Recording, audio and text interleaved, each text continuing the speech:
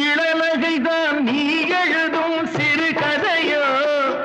அதன் இடை தோன்றும் நாடம்தான் முன்னுரையோ இளநகைதான் நீ எழுதும் சிறு கதையோ அதன் இடை தோன்றும் நாடம்தான் முன்னுரையோ இடம் தந்தால் நடப்பதெல்லாம் தொடர் கதையோ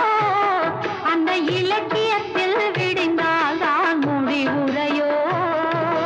நான்கு குணம் சேர்ந்தது ஓர் பெண்ணிடமோ